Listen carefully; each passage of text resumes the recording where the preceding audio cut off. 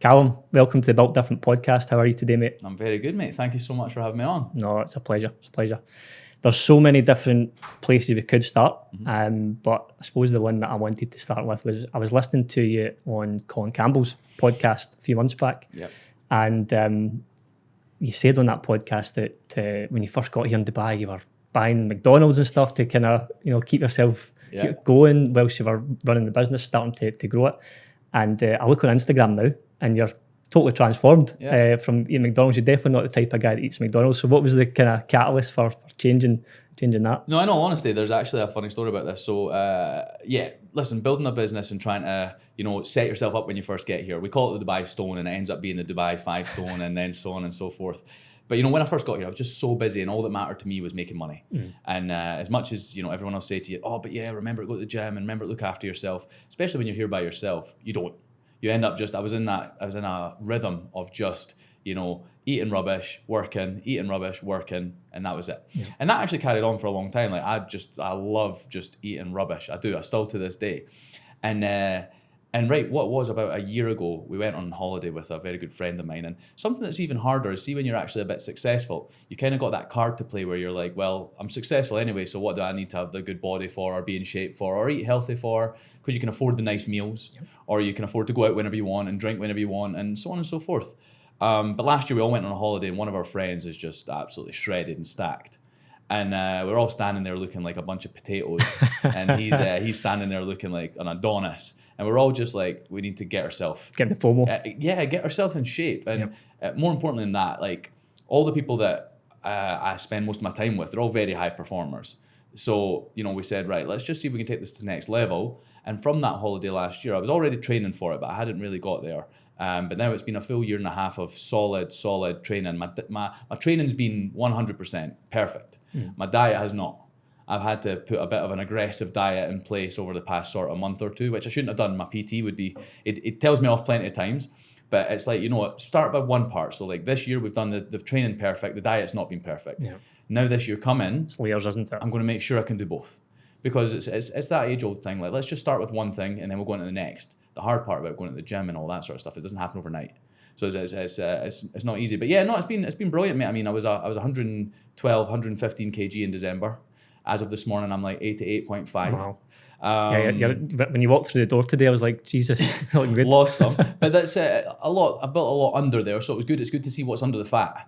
And now, if we're going down that route of talking about, which I'm always really interested in, is training and diet and nutrition and all that sort of stuff. It's next year. How do I be 88 kg lean? Next year it's 93 kg lean, and then the year after that it's 98, and it's just every single year trying to gain about 5 kg tissue, so that then 2 years from now I'll be 34, and hopefully I'm walking around looking stacked. And honestly, there's nothing wrong with wanting to be that. Definitely I'm not doing it for any other reason apart from I want to look good. It's not function. I just want to be healthy, and that's a byproduct. I literally just want to look good. It's good for your productivity as well, I'm guessing, because your brain's like firing all the time. 100%, yeah, that's definitely true. I mean, the group of us that go in the morning, so just to be clear, like even though that guy is a catalyst, there's now 8 of us every morning that go to the gym, and we're up at 4 a.m. getting to the gym for 5. So like up for 4 a.m, plod about the house, I leave my house at 4:30, I get to the gym at 5, and then it's 2 hours of training. And I used to be, a really bad habit I used to be in, which if anyone's watching this, like stop it. I sit up till 12 o'clock, 1 o'clock in the morning. And especially for people in Dubai, because we've got friends in the UK, we think like, we've got to chat to them till this time. It's so detrimental. You just can't do anything until 7 a.m. and then it's like, there's no time for the gym. And I can promise you in Dubai, you don't want to be going to the gym after work. You want to get that out of the way, because you want to do the hardest part of your day in the morning. And if you can throw about some iron in the morning, some steel, and get the gym work out of the way, like do a high rocks in the morning, great. Enjoy it, get out of the way. So yeah, mate, it's been fun. It's been a bit of a transformation. I am in the best shape I've been in since I was 18, which is I'm really pleased with that. But got a suntan as well, which helps. I got the suntan, got the whole thing. It's all mapped around one holiday. But the perks that come with that, it's something that's going to be sustainable for me. It's not something that I'm just doing this time and then next year we get fat again. I'm going to do it the right way. So it's brilliant, mate. I'm really enjoying it. Good. The reason I wanted to kick off with that, because people see the success you've got, the company's flying, in 4.5 years or so. You are absolutely flying. I think it's the third or second biggest brokerage in Dubai now. Is that right? About that. I'd say we're third. Yeah. I'd say we're third. people see that kind of highlight reel on Instagram, and they see the money that the company's making, that the brokers are making, and they don't see the sacrifice that goes into that in the first place.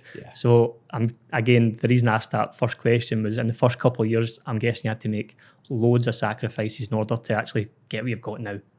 Yeah. And the hard part is see if you didn't want to do it, it's called sacrifice. See when you do want to do it, it's just priorities. You know what I mean? It's priorities. Like if you've got kids, example, when you have to look after them, it's not a sacrifice. It's your priority. For me, my kid and my baby is my business. So therefore, it's not a sacrifice to me. I just knew what needed to be done. You know, and my priority was making sure that became successful for two reasons. One is towards pleasure, to be successful, and one is away from pain. I didn't want to be embarrassed as the person that opened a real estate brokerage and didn't do well. So, you know, you've always got those two reminders, and I think that I still hold them now.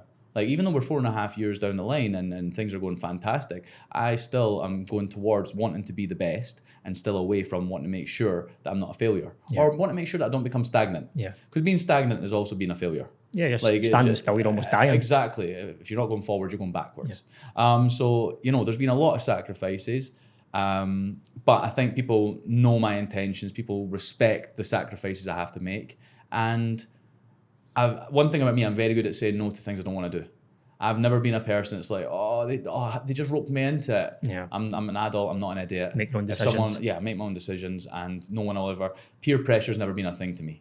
No one's ever said to me, why are you not doing this? Like, what's wrong with you? And those people, the kind of people that are like, example, say you're not drinking, you go out, why are you not having a drink? Have a drink. Just let them live. Let them do what they want to do. Stop trying to force your prerogative on people. So that's something, the only prerogative I ever force on people is success. Anything other than that, it's your life, enjoy yourself, you do what you want. But I'll tell you what, when it comes down to like what I will force on people is, if you're around me, you better be becoming successful or on your way there. Otherwise, I don't want to be around you. You've got to show that desire. Where does that desire for you come from? Because growing up in Edinburgh, you didn't, I don't think you grew up in a business. You just kind of went into employment to begin with. Where does that kind of desire and drive come from? I mean, first of all, I didn't grow up with much, which most people don't. I think in Edinburgh, and especially where I'm from, the Inch, like it was not a very affluent place, which is cool. It's great. It's made me who I am, and I think that work ethic is definitely something. It doesn't come from like I had a work ethic because of that. It comes from a work ethic because I never want to go without. I never want to not have anything I want to have. And that's one part of it. Secondly, I never want a boss. Like, I walked out a job. I was telling someone a story recently. I walked out a job in the UK because they told me to clean the toilets. I was like, I was a barista at the time, so I was meant to be making coffees, and I was like, I'm not here to clean toilets. No, but if you're employed by us, you'll do. And I was just like, whoa, this is crazy. A deal breaker for me. I'm out here. No.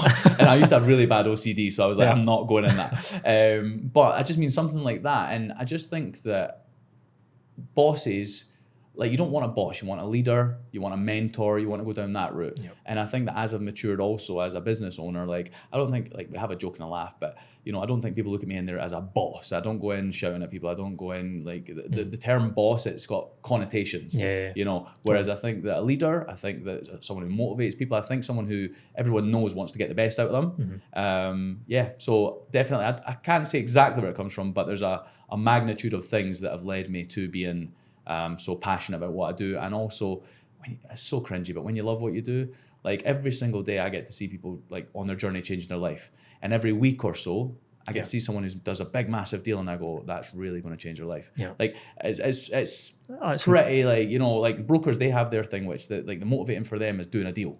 Goes on the board, everyone claps, wow, that's great. For me, it's like I see someone do that deal, I'm not excited by the deal. I'm excited about what it's going to do for them. What's coming. What's coming. Like, what's next for this person? Where can we take them to? So that's kind of like where we're at the moment. Good. The buzz of the deal is something I can resonate with. So whether it's getting a new client on board, whether it's, so I tend to acquire businesses in either full or part. And that buzz of getting a deal done, whether it's that or whether it's property, there's nothing that beats it. It's unbelievable. The buzz of that sale is just so good. And definitely. And I think it's something that, you know, never lose that. Because even for me, it's like, obviously I don't do any deals now. I haven't done deals for years. But that buzz that I get from seeing them do it, and that can be a broker's first deal in the business, which might be just a leasing deal. And it's just the fact that they're on their way now. And I always compare it. I was actually talking to someone about it yesterday, because we were sitting down, I had a one-to-one with someone. They'd never hit target yet in the business. They've been there 4 months, not hit target yet. And I said, your biggest problem right now is because you've never done it, you're sitting going like, I don't know if I can do it. Yep. And it's actually my old PE teacher that told me about, the story of Roger Bannister. Yeah. So it's 4 like minute mile. the 4 minute mile. Yeah. So for anyone that doesn't know, he was the first person ever to run a 4 minute mile. Before he did it, no one ever done it. And then after he did it, every person next year did it because they knew it could be done. Yep. So it's like, it's that thought in real estate. Everyone's sitting in there going like, oh, I don't know if I can do this. And as soon as you've done one deal, you now know you can do it. Yeah. It's how can we get another one and another one and another one. And then we start working on either volume or we start working on, well, I call it more, better, new. So, and that's a Hormozy right there. So, are you going to do more deals? Are you going to do a higher level of deals? Or are you going to get a better fee? Yep. Or are we going to do new? No one in Dubai real estate needs new. Yep. Not one broker in the entire industry needs new. They just need to focus about doing more or better. Hey guys, Steven here with a quick interruption to the episode, but it's for good reason. I want to give a shout out to the official sponsors of the Built Different podcast, Suited and Booted. These guys are a premium formal and casual wear brand with stores across Dubai, Abu Dhabi and Glasgow. And I've been working with them for a while now, and to be honest, I was actually buying from them long before we became partners. I'm actually wearing some of their products today whilst recording this episode. They're on a mission to completely change the tailoring game, and they're doing it. The service, the attention to detail, the quality of the products, it's all first class. They genuinely outshine their competition. And what I love most is that we are aligned on values. They're humble, client focused, and all about creating a top tier experience. That's exactly how I try to run things too. So whether you're leveling up your wardrobe, prepping for your wedding, or just need to look sharp for a boat party, brunch, or big business event, go check out Suited and Booted. Head to suitedbooted.com, or better yet, visit one of their stores. You'll get the full experience and you'll leave feeling sharper, more confident, and ready for your next big event. Now, let's get back to the episode. So, people coming into your business, and I've heard you say this before, there's either winners or losers, and I really resonate with that because my mum and dad had a big business when I was growing up, and there was a massive percentage of that business where they were never going to make it. And you always had to make peace with that. But at the same time, encouraging the ones who are coming through, who want to do well. So with the ones that don't succeed and the ones that do succeed, what's the kind of common traits that you see with people coming into your business? The ones that actually make it, the ones that don't make it, what's the kind of, like, for example, I'm guessing the ones that don't make it, they're lazy. They want to party too much. They're not good with money. They just don't want it enough. Their why isn't big enough. Their why isn't big enough, I would say. And listen, it's okay because some people sometimes your why isn't going to be big enough when you're 22. When you're 23 and so on and so forth. Or some people come over and they've never had the hardship of going, right, I need to make money because I never want to not have money again. And some people it's just not for them because they just don't, they can't accept the rejection. They can't, put on that brave face the next day. They're not as resilient as other people. And there's loads and loads of different factors, but that's the person that can't. But the person that can, they're consistent, they do the basics well. Everyone thinks that the best brokers have a secret sauce. They don't, they're just the best at doing the basics. In this market right now, they're building solid relationships with people. So a very bad thing in our market right now is people will, get a list and put it live or get a list and put it in their pocket, and then they'll only call that owner when they get an offer. Right. Whereas what you want to be doing is building a relationship with those owners. Like I always say to my brokers, if I can't phone every one of your owners right now and say, how are you getting on with Steven? And if they turn around to me and go, who's Steven? Then why are they working with you? They don't know you. When you get an offer, they don't care about actually trying to close. You need to be the first person they think of. Oh, 100%. They become synonymous with their area. So they're specialists. They're not in there just going, oh, I'm going to list something here. They're not tour guides. They're specialists. That's important. And finally, their work rate. Like they know this job doesn't stop. There's none of this like, oh, I'm just going on holiday, so I turned my phone off for a couple of weeks. I'll get back to any leads. Like, do you think if someone wants to buy a property and they send you a lead, do you think you've got time just to wait and they're not going to contact someone else? Like, what world are we living in? So, that's a few of the points that, I think are big for the best performers in our business. I think that they've got massive aspirations, and I think that their reach far outweighs their grasp. I think that what they're going for is far away. They've got big ambition. They're not realists. They're visionary. They're like our targets. Like for example, anyone who's in real estate sitting watching. We sat down with our top performer last year and we went, right, what do you want to build next year? Turned around to me and said 30 million dirham. There's other people in our business that said 5. That's cool. There is no wrong answer. Yeah. It's what do you want to do? But I'm just saying, like, for most people in Dubai real estate, 30 million on the board is insane numbers that can never be hit.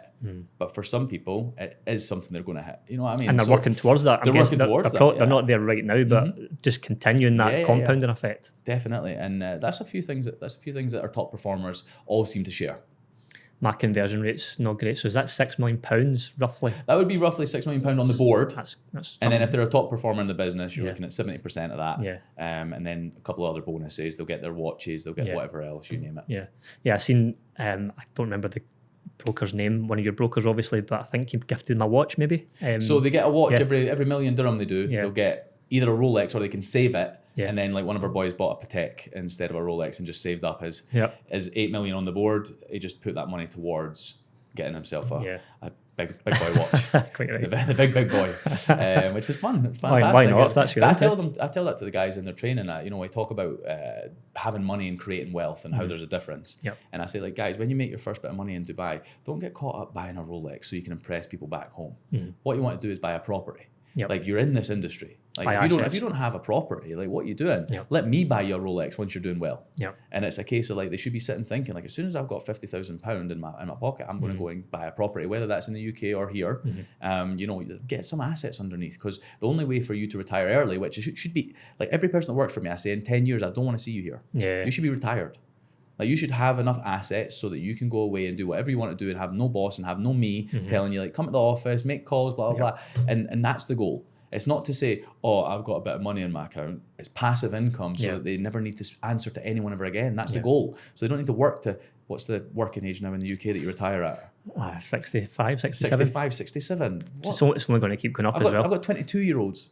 And I'm thinking, if I can get them retired in 10 years, let's even go crazy. Let's even say they work for 15 years. Yeah. We're talking about 37 years old and getting to go, right, I'm away to a beach somewhere. Do what I want now. Yeah, that's what I want. And listen, it's not going to pay off for every one of them. Yeah. But the ones that work hard and don't lose their focus and have that why, it will work. 100%. Again, I can resonate with that. My friend, Billy, he is in real estate, and every time I'm out with him, he's always on the phone. And so it was my first insight into how it actually is over here as a real estate broker. Because we're on this boat party on a Saturday night, 7 o'clock, he's still texting potential buyers and sellers. I'm like, wow, that's crazy. But the rewards are unbelievable. Because same idea, the first deal he done, he went and bought a Panda, a Rolex Panda. Daytona, you know, the rewards are there if you want it. 100%. And I think that anyone who doesn't reply to these leads, you're losing the value of money. That's what I always say to people, especially my best brokers as well. It's like, don't lose the value of money. At one point, we were all on salaries that were probably less than £30,000 a year. And now you come over here, and there's a boy in my office today we were talking about, actually. He's been doing the job just over a year. He's from Edinburgh. He was a mortgage consultant. So he was laughing to me about it. He's like, mate, I was on 18k a year. And I'm like, and he's just earned £60,000 today. Yep. So he dropped three deals today. No, Right, three deals today Right. that he's been working on. They've all came in one go. So he's earned in his pocket Yep. 60,000, 3 times his yearly salary. Yep. And it took me 8.5 years to get him here. Or you try to encourage him over? I tried as soon as I moved here. I was Right. like, boys, you need to all get over here. Right. Honestly, you need to get over here. Yeah. You need to come. Honestly, let me tell you. And it was like trying to find a way without bragging to be like, listen, boys, I'm making some good cash here. Like, get over here. Look at the bank statement. And they just, and eventually it's now paid off. And at the end of the day, everyone's timing's different, and I'm just glad he's here now. But there's that story for him. There's also that story happening in every other real estate company. Yep. It's not just White & Co. Don't get me wrong. We've got a platform that is far better than some companies, but there's also companies out there that have great platforms too.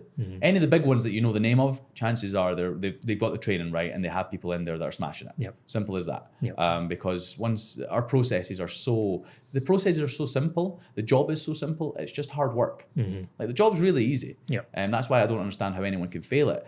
The job's just really hard work. It's Consistency, discipline, all that sort of stuff. That's it. All the stuff that we can't teach you Yes. is the stuff that actually will make you successful.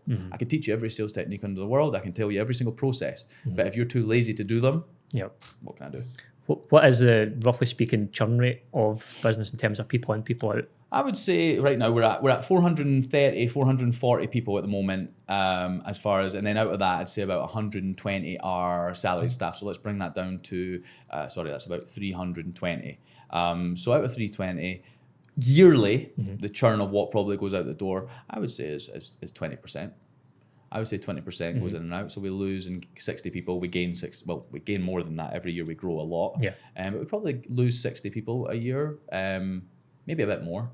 But the hard part about this job is we have so many people that have never done sales before that actually join us. Yeah. They don't know if it's for them. Yeah. And that's okay. Like, sales is cutthroat. Someone never leaves and we go like, unless you leave in the wrong way, like it's like a handshake and see you later. Yeah. And we just wish them the best because they came and they tried it. And I don't want someone coming into our company where my name's on the wall and thinking like we let them down. The good part is that I've got so much evidence across the business and across the years I've been doing it that I know the processes work. Yeah. No one in that company and no one in the market would be able to say to me, oh, but that doesn't I know it works because I've got so much evidence it works. Because we've got so many people that have never even done this job before that are flying. It's different if you came to me and you've done this job for years and years. Maybe my training hasn't taken to you because you knew what you were doing. But I'm saying like we've got, most of our company had never even worked in real estate before. Most of our company had never even been to Dubai before. Yeah. So it's like anyone right in there who's smashing it, who's been in only White & Co., I can say that came from the platform we put in place. Yep. Doesn't mean they didn't work hard, doesn't mean they haven't done their bit. But I'm saying it's came from us and I know it works. Yeah. And the sales thing, again, probably one of the main things I wanted to speak to you about because especially in the UK, we're scared of rejection. When, in fact, Spencer Lodge, who I know you've been on his show recently, Spencer's hopefully coming on here soon, one of his things that he was famous for saying, I've heard so many times, is he was told to go out and get 99 no's before he got a yes. And the next day go and get another 99 no's. And it's building that resilience that not everyone's going to buy from you, and you need to be okay with that. But I'm guessing the people that are coming over into White & Co, that churn that don't work out, they maybe can't handle that. Oh, he said no to me. He picked up the phone, told me to fuck off. There's a few things. So there's distractions. There's that they don't like rejection. There's that they don't like hard work. Hard work's the biggest one. Most people don't leave us because you can learn sales skills. Most people don't leave because they get loads of no's, because everyone in the company gets loads of no's. It's fine, and it is a numbers game at the end of the day. You can raise your conversion, and we do teach the techniques to do that. But even at my best, I was only closing 3 in 10. That's what I have to tell some brokers sometimes. I'm like, the best brokers in our company, they don't close every deal, they just have more deals they're working on. But I think the biggest thing is people just not working hard. They come over and it's very easy. We do a 4-day working week as well. Right, okay. So the revenue's been flying so well over the past 4 years that we went, this year, let's just see how it goes. And it's not been bad. It's been great. Sorry, it's been good. It's kept us going. And we went, right, let's remove the Friday. So now we do Monday to Thursday. Okay. But if you're one of the people that work only Monday, Tuesday, Wednesday, Thursday, and if you're one of the people that go out on a Saturday, let's assume Saturday you go out and you're one of these people that get hangovers. So you're really hungover Sunday, you're still a little hungover on Monday. It's lagging. Then we've got, you've not worked Monday, you've not worked Friday, you've not worked Saturday, you've not worked Sunday. You're only working Tuesday, Wednesday, Thursday. And let's be honest, on Thursday, you're thinking Friday's your weekend, so you're not working then either. These people are never going to make it. So in all honesty, listen, I've been a broker, a leasing broker, I've been a sales broker, I've been a manager, I've been an off-plan broker. I've done every single part of this job from bottom to top. And there's been people sitting beside me who are like that. There's been people in my business who are like that. There is not a business in Dubai where people are not like that. And that's not just real estate, that's every company. Like you name it out there, every company has these people. But the problem is in real estate, you don't get paid a salary. So you can't sit there and steal that salary for the next few months until they eventually notice. You can't hide behind it. No, you're going to run out of money and you're going to have to go. And then every excuse under the sun falls out. And you go, wait a minute, but you started in the same training as Steven. He's flying, how are you not? Oh, but I just think that excuses, false narrative, excuses, negativity, all that other stuff. And you know, I'm not going to say it's a UK mentality, but it's entitlement mentality. People, isn't it? Just say it. People see the top of the board and they go, how can I get there? And I go, let's just focus on you hitting target once first. You know what I mean? Like they're already trying to run before they can walk, and they're trying to find every other shortcut under the sun instead of just going and doing the basics that we said. Because we know they work. When I think about my own career, when I started my own business and then kind of got into acquisitions, it took me I think I phoned 500 business owners to do a deal with them to try and buy their business before I got the first one. And it kind of opened the floodgates, because after that I'd done 20 soon after. And it's the same thing, I was kind of honing my skill, but I had to go and speak to those 500 business owners first to try and understand where my where my weaknesses were, what I need to sharpen up on. I would go and spend money on sales coaching, on negotiation, read every book under the sun. I mean, you mentioned Hermosi. Hermosi's great at this sort of stuff as well. Again, very much that same mantra. do the reps. Yeah. Do the reps and it'll come. It is. It's doing the reps. And as well, another thing I say to them in training, everyone goes to me, get to the end of training, I go, ask any questions you want. So what's the best thing to do? Like, what can I learn that's going to, I went, guys, this job's a lot like press-ups. Yep. You can read every book on press-ups. You can watch every video there is on press-ups. You can talk about press-ups, but the only way to get better at them is to do them. Do a fucking so press-up. Yeah, you do that. Like, once you do the job, you start. It becomes like breathing. I always see by the end of me being a broker, my spiel or my script or whatever you want to call it, it just flowed out of me like breathing. Yep. And I didn't even realize I was doing it anymore. And it's like, the terms like asking for the business or, the closing questions or how to extract an offer. All these types of language to use. All these things I'm teaching these guys. And, sometimes I'll grab them in the office after I've done a training. I'll say, right, I just taught you. How do we ask for the business? I'm like, at what point are we going to sit down and really go, okay, if I start doing this, I could really 2x my business. If I'm earning on the board 1.5 million a year, by doing this, I could be at 3. And it's like, to them, they're not thinking of these skills as doubling their money. Yeah. They're just thinking, I had a training. Some people do. But for anyone out there who's a manager or a trainer or a leader, just so you know, 20% of them listen. Yep. And you're going to have to do it over and over again and over and over again, hoping that you catch another 20% and another 20%. I call it writing in the sand. You write it, it gets washed away. You write it, it gets washed away. And you just keep hammering away. But if you can get through to 20%, great. Yep. And then you try and get another 20%, another. And then by the end of it, hopefully you've got everyone actually listening. But it takes time. If anyone's doing training, they think that... It's my favorite one. I get a lot of business owners that ask me, yeah, but they're not listening. I'm like, if everyone was like you, then you wouldn't need to have this business. You wouldn't need to be in there. You wouldn't need a manager. They wouldn't be working for you either. Oh, no, well, that's true as well. So like something I really struggled when I opened. Like I was like, well, why are they like this? And they're not thinking. And then now it's like, not everyone's like you. Yeah. So otherwise, what would? It's like you said, they wouldn't be here. Yeah. They'd be way opening their own. Yeah. So you've got to just think of it from a different side and try and see what you can do to make it work. And that is tough. I think you've said this in other podcasts that trying to get someone to kind of buy into what your energy is, because that's the thing as business owners, we can't switch off. You're always on, and it's always the next deal. Like it's almost like when that deal's settled, it's like, right, okay, that was good, but what's the next one? Yeah. And you kind of get addicted to the next deal. I was recently in Edinburgh. And the pace that I move at, I can see the people that I was dealing with, because I was helping out with a couple of things to do with another company in Scotland. And the pace that I move at, it was like, right, that's done, what's next? And they were sitting there going like, oh, calm down. No, but like they're shocked at the pace that we move at, because I think it's like, okay, we've decided that, let's go get a cup of tea. And then I'm like, what are you playing at? And the thing is, these guys are great guys, by the way, but it's just, they're not used to it like that. And that's why, like, something that's big for me is a pace. That I could work in a business that I can't make changes that quickly, or that I can't jump on things and go, right, let's go. It's going through layers of HR and stuff like that. It's mad to me, mate. It's crazy. And that's why, a lot of businesses really do struggle, is the red tape, is the, perfection over execution. You can't say that to that person because he's going to go and... Exactly. Yeah. My way, I can't run a business in the UK because I'd get in trouble. You can't go telling people like you can't be in bloody an office in Edinburgh being like, you're a fucking loser. But guess what? People are. Some people are losers. Yeah. And at the end of the day, them sitting there and stealing a salary. Yeah. Which no one has that idea in the UK. Everyone just thinks that business owners they should just pay everyone what they're like. There's metrics to show how you're good, and you don't just get to go, oh, I deserve this because I've been doing it a long time. Yeah, and that's the world. The world's built everywhere else apart from Dubai that I've ever been is built on. But I've been doing it a long time. It's not built on I'm good at it. It's not built on my performance is this level. Yeah. It's built on I've been doing it a long time. I've got 20 years experience, but it's 20 years of crap experience repeated every single year. 100%. Think of the highest level of paid people in the world, athletes. Yep. You don't get to stay in the team because you've been there a while. Yeah. You have to be playing well. Yep. You have to be doing good. Yeah, it's like a striker analogy. If you scored 20 goals last season, but you're not scoring any goals this season, you're out of the team. On the bench, see you later. Out you go. And that's how it should be. That's what I think. Mm-hmm. The energy is something that I've picked up on since I've only been here 4 or 5 months. But the energy is like, you can almost taste it in there.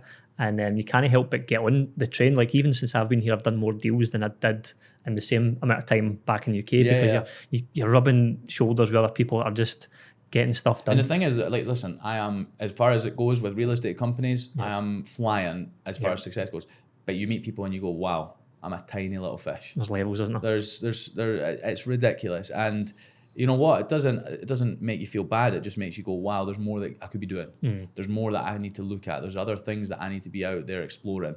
How did they do it? You know what I mean? And it's amazing. And I think that even for some of the brokers, the clients that they meet, you know, like they should be trying to, you know, really get into the depths of how these people are buying a property that's £20 million. Yep. Because, you know, you're not going to rub shoulders with many people in the UK that can do that. You just are not. And people might think you can, but it's not going to happen. And then there's a big difference between people who have money that they can spend and then people who have money in assets. Yes. There's a lot of people that are asset rich and cash poor. Are liquid assets, yep. Exactly. And it's like, you know, oh, but they own a house in London. That's great. How much money is tied up in that they can't spend anything anywhere else? What kind of mortgage is it on it? Because sometimes there's a mortgage on it as well. Exactly. Was it passed down from family? You know, who knows? But but something about Dubai, man, it's just it's there's an energy in the air. I felt it from the moment I got here. It's a place for performers. It's a place for doers. It's a place for people who don't want to sit around, you know, chatting about what they're going to do, and they just do it. Don't get me wrong. I'm not saying there aren't people out here that talk a load of rubbish, but I'm saying if you find yourself in the right rooms or with the right people, like go for it. Yeah. Just you know, the evidence always suggests who's doing well. Like at the end of the day, it's so easy to see who does well and who doesn't. The amount of videos I see of people like, and then we were on this yacht networking, and then we like, no, you weren't. Yeah. You were just on there having a wee party. Stop pretending. Yeah. And then you've got the other people that quietly graft away, and then you look at their business and they go, wow, they're flying. They're smashing it. Well, again, you can sense it of people. Kind of wear it almost, don't you? Yeah. Hey guys, quick one before we jump back into the episode. If you're a business owner or a high-performing exec and you've ever thought about buying a business without risking your own cash, then I've built something for you. I've launched a brand new online mentorship program that breaks down exactly how I've done it. Real-world strategies, no fluff, no recycled theory, just the stuff that actually works. If you want to learn how to find deals, structure them properly and start building real wealth through acquisition, then click the link in the show notes or description and I'll see you inside. Now let's get back to the episode. I heard again through Collins that you've got, is it 9 businesses? And you know, my question on that is, because I've got a few but nothing to the scale of what you've got. How do you manage that? I'm guessing you've got a pretty good management structure around you that helps you manage these businesses. Yeah, so I have Neil. Neil is the managing director of real estate. So anything to do with real estate, Neil looks after. Neil's been with me since the day we opened. He took a massive gamble, leaving the company that he was at to follow the dreams of a 27-year-old, 28-year-old at the time. We walked into this massive 16,000 square foot office that was just completely empty, and I went, I'm going to turn this into one of the best real estate guys. And he just must have been just standing there going, this guy's off his head. But now we look at it and we laugh, and you know, that's my job. Is I play at that level, and he plays at that level. And there's like, we get to the end of the year and people are like, oh, are you not so happy with it? We're like, yeah, oh, we're so happy. The door closes, me and Neil are sitting there going, we could have done more. Like, and it's funny because there's moments where I stand and I go, wow, we're creating something really good here. But majority of the time we're not happy because the goalposts move. Yep. The goalposts are constantly moving forward, and that's what a good entrepreneur does. They don't sit and go like, oh, I've done so well. Well, imagine you just sat on your laurels. You'd start going back the way. But that's the thing, so many companies out here have done that, and that's why we are now where we are and they're not. Right. Because they had a big head start on me. Yeah. But they never thought about going down that route, the same level that I did. Everything needed to go back into the business. So sorry, I've got Neil when it comes to real estate. I've got Rick and Tracy. Tracy does a bit of both, to be fair, but Rick is our group operations director, or as he walks around telling everyone I'm God, group operations director. So Rick looks after my construction company, my recruitment company, my hair salons, my everything else, like everything that's not real estate, Rick looks after. Okay. He does help a little bit in real estate. The guy's a wizard when it comes to, you know, academics. So like Rick went to university. Rick was the youngest commercial director in the UK for a developer, and then obviously moved out here to do this. And I think he's obviously brought a lot of value to the business. And then we've got Tracy. Tracy is our director of strategy and growth. So essentially, I always describe her like this, and I mean it in the most respectful way ever. She is a dog with a bone. When me, Rick, or Neil can't get round to doing things, Tracy, we need this done, and it's like, Tracy will get it done. Yeah. And even without us asking stuff, she's away getting stuff done, just to be clear. So that can fall under real estate, that can fall under construction, it can fall under, you name it, but she is, when you give her something to do, she'll get it done. Yeah. And a lot of the time as well, I don't even need to give her something to do. She's a mind reader. Yeah. You know what I mean? Which is unbelievable. So between those three people, and then on top of that, the management structure that we built in there, like, I don't need to be there. I never need to be in the office. I love it. I'm there every single day. I get in there at 10 past 8, 20 past 8. I leave at 3 o'clock. I'm sorry, I sneak off early. But I just love being in there, and I don't need to be. But that again just says something about where we are, you know. And I love spending time with the management in there. I love asking what deals are going on. I love walking over and, you know, going to a broker who's just dropped a stinker of a deal, going, "Aye, fly in," and they just go, "Oh, I'm so," like, just see them light up, you know. And there is something different about when I'm there. There is, but I don't want it to sound like, you know, it's a big difference. Like, those guys could do everything without me. I just love being there. So yeah, in order to get that machine working into the level that we've got to, it's taken a village, but some unbelievable people. Yeah, and what you're doing there is building the business so it could be sold if you ever wanted it to. And part of the world I'm in, I'm just interested to know, is that one of the plans in the future, is to potentially build it so that it could be sold? I'm not saying you would, but just so it's got those functions in place where you're not actually crucial to the business. Never. Okay. I will never sell White & Co. It's got my name on it. Someone could easily come in and ruin it. Yeah. I also think it wouldn't work without me at the helm. Yeah, driving it. I think that my ideas and the way that I think is why we're at the level we're at. Not saying that it hasn't taken everyone else to do it, but with my ideas at the top, and between the other guys who keep me right from doing stupid things, like, the level that we've got to is definitely down to a lot of my ideas and a lot of my weirdness and a lot of me thinking about, like, why don't we try this and why don't we, that might work. And we've been very innovative with what we've done. We're the first company to ever do a 4-day working week as a real estate brokerage. Is there anyone copying you yet on that? I don't know, but if they are, great. They should. If things are going well for you guys, give the brokers more flexibility. And then we were the first to do 70% as a commission. Lots of people doing that now. Not copying us, just making the right decision. Yeah. Because a lot of brokers deserve it. And I know the back end. See, when I first opened, the amount of people that were like, all these company owners sitting going like, "Oh, I don't think you can offer 70%. It doesn't really leave any money in the pot. It doesn't do." And now I'm like, sorry, my company makes more than most of yours. Yeah. So I know what's left in the pot. And I know it could have worked, and it has worked now. And all these guys now, they can't argue with it. I know it worked. You know, so it's good. And incentive wise, like, we were the first to go crazy on the incentives. Spinning wheel we had, and then we used to have a big gigantic spinning wheel, like Price is Right. Yeah. And then after that, we then changed to a tombola system, and now it's a bit more sleek because we're in a bit of a fancier office. But now it's an electronic thing. But loads of companies do that now. I love it. Like, my job was to give back to the brokers. My job wasn't to do it and then go anyone else that does it. "Oh, you're copying me." Like, I'll tell you something right now. We are in the middle of, so our year 1, 2, 3 was about revenue. Our year 4 was about marketing. Next year it's about, we call it heart, head, hands. So your heart that's our chief happiness officer. Sounds a bit like a Rangers song. Yeah. No, don't say that. Well, there's lots of Rangers fans in my office, so that might work. But heart is like, you know, emotionally. So we've got a chief happiness officer. That's her job. Don't come and talk to me about your emotions. I'm not good at that stuff. It's fine. That's just not what I'm here for. I can be a bit of an emotional chameleon, but it's not what I'm here for. I'm here to help you guys make money. Then we've got mind. So your head. So we've got a mindset coach who's also our head of, one of our trainers, sorry. And she will be there to, you know, go through mindset coaching, go through like, where's your path in the business? Where do you see yourself? All that sort of stuff. And in hands is fitness and health. Okay. Now, the first company in Dubai to really take this serious was a company called Strada. Okay, they invented something called Strada Fast. I'm like, we need to do that. First of all, because it was a great idea. Secondly, because I think our brokers deserve it. I could quite easily be one of these brokerages that go, we're not going to do that. We're not just going to copy them. We're not going to do. What do you mean copy? Like, let's get doing the good stuff. The same way that when we did incentives, people should have done it. Same way 70% came, people should do it. 4-day working week, go and do it. The people that talk about copying and that sort of stuff, they're crazy. Like, you're insane. Every good company out there has copied someone. if Virgin wasn't sitting going, here's what Apple's doing, or you end up like BlackBerry. BlackBerry saw Apple doing a touchscreen. They went, we're not doing that. How many of you have got Blackberries? None. Totally. Okay, so I just think that there's things out there that, you know, we should definitely learn from each other as companies. But the big thing is, don't keep up with the Joneses. We could have done that at the start of the year, because they started it about a year ago, I think. And that would have been the wrong time to do it, because we had other focuses. But next year, I've told everyone in the office, I'm like, we're going to be going down this route, we're going to be doing this is how it's going to look. And now everyone understands that that's coming. But for me, it was revenue, first 3 years. Year 4, it was marketing. We took that to the next level this year. We've done everything we can to take that up. Next year, health, fitness, all that sort of stuff. Head, heart, hands, you name it. And that's where I want to go with the business. Yeah, and it makes you more sticky. Like, in terms of people coming in, they've got so many incentives. They've got the 4-day working week. I mean, see the 70% commission thing that you've got there. Did that feel like a gamble at the time, or did you know that was going to work?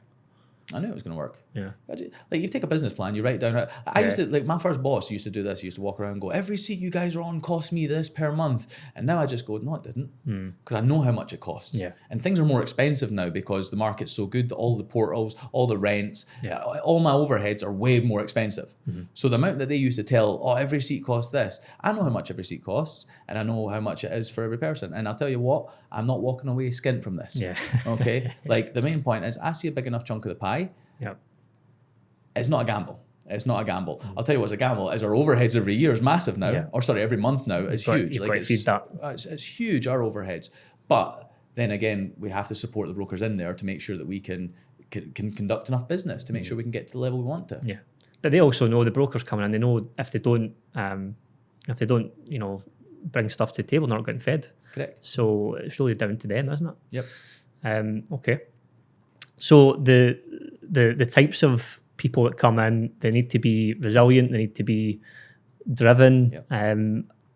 I seen something recently, actually. So my wife, she wanted to go into the real estate game, and she went and got an interview with somebody else. Wasn't yourself? You're good sales, right? She didn't actually take the job.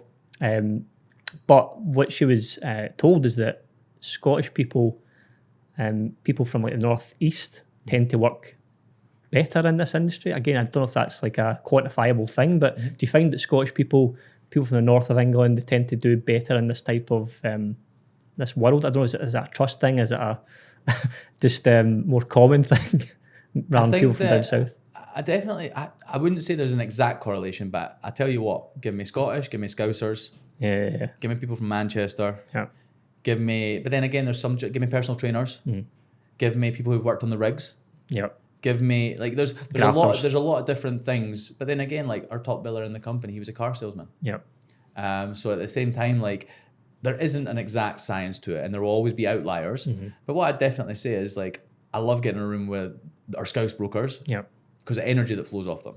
I love getting in a room with our Scottish brokers. After a little while, once they're smiling because they're now in Dubai, and we've realised that we've got the ability to smile. Like, we're grafters, we are hard workers, and I wouldn't say there's an exact science to it, but I would say, like, our company started off as mostly Scottish. Like, the whole business was Scottish people. Some of your mates coming over. See, on that point, like, when I think of some of my mates, and if they're listening, apologies, but if I brought my mates over here, I just don't think it would work for me, because they're just not wired that way.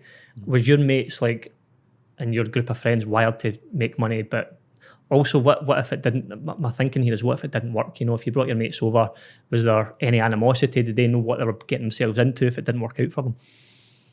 It's a hard one. Every friend I have from the UK now works in one facet of my business. All right, okay. So therefore, this is what means I don't need to stay up till 11 o'clock at night. If you're in real estate, I can really help you.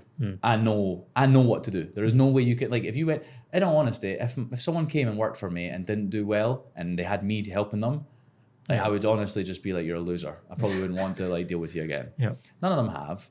I've got some really good people in there, but they all different backgrounds, mate. Like, in all honesty, most of them, try to think of anyone that could, like, oil rigs, mortgage advisor, came out of uni, business development, worked at Postcode Lottery, someone else, a lot of different people in there, dental hygienist. Nice, so totally random. So it's very random. And just to be clear, any of my friends that work for me, they get nothing but harsher treatment than other people. Like, if they weren't doing what they wanted, like, I take that as a slight against my business because you're not taking it serious. And I've brought you here to change your life. See, some people, they get hired by the recruiters. We've got two of the best recruiters in Dubai both work for my company. Simple as that. There's no doubt. Every single company in Dubai would die to have them. They do what, in our company, 2 people do what 10 do in other companies. When they hire people, I might not know them all. But when I hire my friend, I tell them everything because I've done it all. And if they're not going to take the job and that life-changing opportunity serious, then it's no good. And this is the thing, this is why with those guys, I can be harsher. And there's times that they've had to be like, but if it's someone else, you wouldn't even be having a go at me. And I'm like, but you're not someone else. Like, I take this serious. And I just want to be clear. I give no favoritism. They don't get listings. They don't get extra help that someone else wouldn't get. Better rates, they don't get, nothing like that. Hell, better rates. One person, if I was giving someone a better rate and one person found out, my entire company would fall to pieces. Of course. Because you cannot do that. But what I'd say is anyone in our company gets the exact same level of support from me. I'm just saying when it does come to the people who I care about the most in the business, like who might be my friends and who I have been with like a long time, I want to see them be successful, and I take it as a slight if they don't see the opportunity. Yeah. Like if they can't understand how this goes, Can change their it's a really big problem for me. And I'll be honest, I would probably not deal with them again. Yeah. I would probably take it as a slight of like you came over here and wasted my time. Yeah. So it's not happened, but I'm just saying like that's how I would feel. Yeah. Okay. So I seen you recently, and I'm guessing you invest in yourself quite a bit. You've done Hermosi. I seen you with, I think it was Mike Thurston's mastermind as well. Yeah. So you're obviously investing in yourself as well. What's the future look like for you? Obviously, you're growing 9 companies, and your White & Co is still loads of growth left in it. But what does the future look like for you? Is there any more businesses or what you're looking to start as White & Co? Is the goal to make it the #1 brokerage?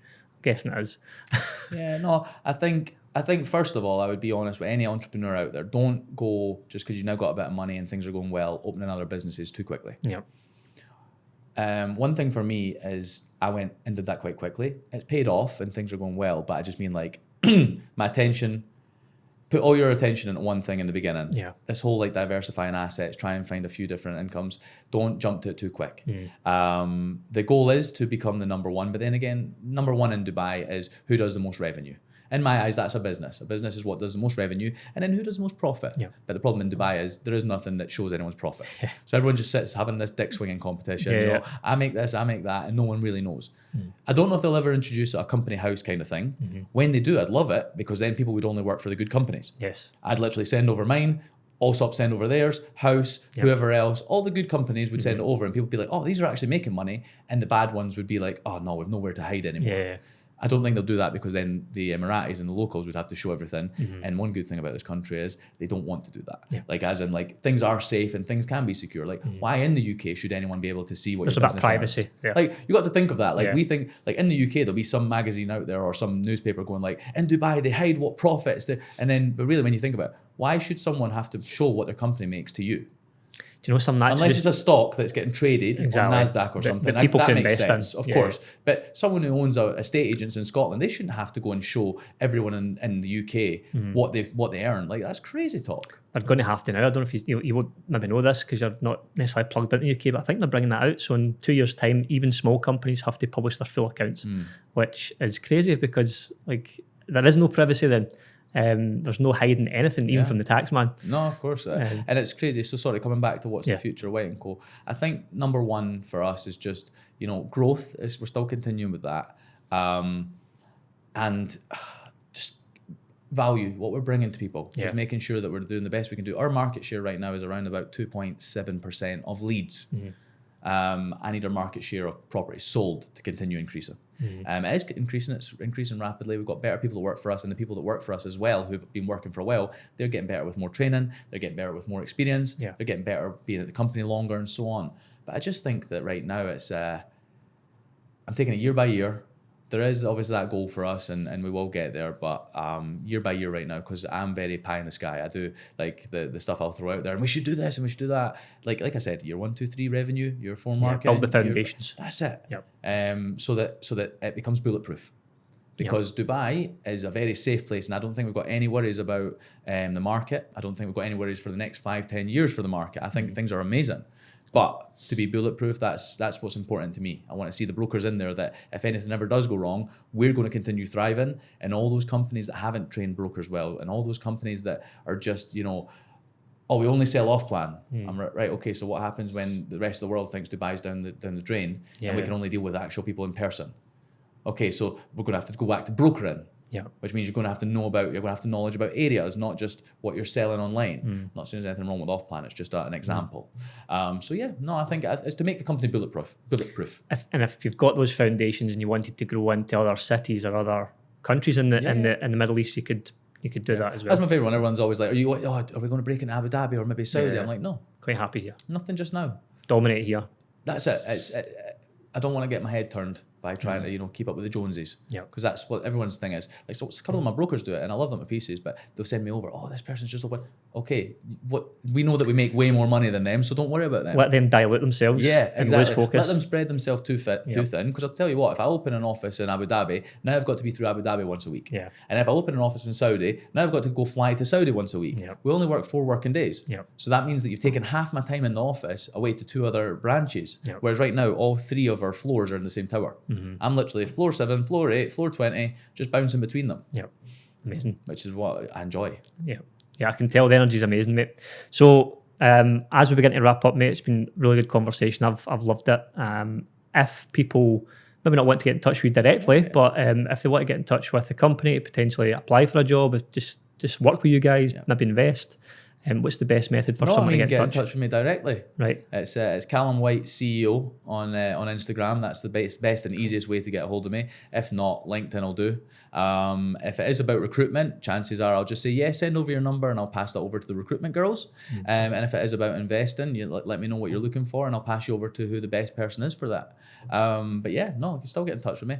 I'm not in my ivory tower. I can still be contacted. But yeah, no, that's it, mate. But been a pleasure being here as well. I've really enjoyed it. And I think that you're bringing a lot of value to a lot of people. So I appreciate it. Appreciate it, mate. Thanks, Calum.